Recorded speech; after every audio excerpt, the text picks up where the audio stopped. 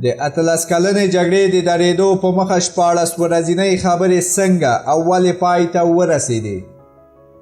پرون ناوخته د دواړو لورو نه اعلان وشو چې د طالب او امریکا 5م او تر ټولو مهم پړاو خبرې د اوس لپاره پای ته ورسېدې او په عمومي توګه په دوو خبرو هوکړه شوې چې یوې د بهرنیو ځواکونو وتل او بلې د امریکا او نړۍ پر ضد د افغانستان د خاورې نه کارول دي.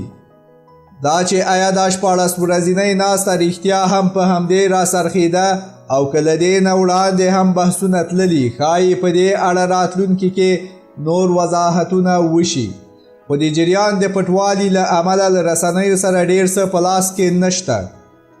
بل پلو د خبرو د جریان پټوالی له افغان حکومت سیمه ییزو او نړیوالو لورو سره اندېښنې هم پیدا کړي دي. پرون د دې خبرو له پای ته رسېدو لږ وړاندې د روسیې د بهرنیو چارو وزارت د دې خبرو پر پټوالي اندېښنه څرګنده کړه. همداراز په پاکستان کې هم د شنونکو ترمنځ په خبرو کې د پاکستان د فکر رول په اړه اندېښنې زیاتې شوې دي. نامتو پاکستانی ژورنالست سلیم صافي د پاکستان په جنگ ورځپاڼه کې په یو ځانګړي لیکنه کې لیکلي چې د پاکستان هغه څه ناکامه شو چې غوښتل یې طالبان په اسلام آباد کې له امریکا او یا افغان حکومت سره کېنوي، بلکې د ده په وینا طالبان نور نه غواړي چې د سیمې د هیوادونو ځانګړي فرمایشونه ومني. دا چې د دې خبرو دوام په څه ډول له ځینې جدي خنډونو سره سره بریالی پر مخ لاړ شي په اړه یې لا هم شکونه ډیر دي. زلمی خلیلزاد د یو با تجربه ډیپلومات په توګه نه غواړي چې یو کمزوری جریان هم کمزوری معرفي شي، ځکه خو تل د بریا وړاندوینه کوي او هره ناسته زیاته بریالی تعبیروي.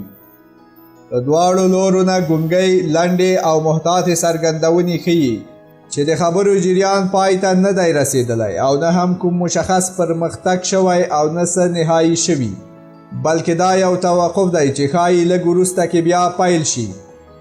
خو دا چې کله به بیا پیل شي طالب ویان یې نیټه نامعلومه بللې او زلمی خلیلزاد بیا د همدې مارچ میاشتې پای د خبرو نیټه اعلان کړې.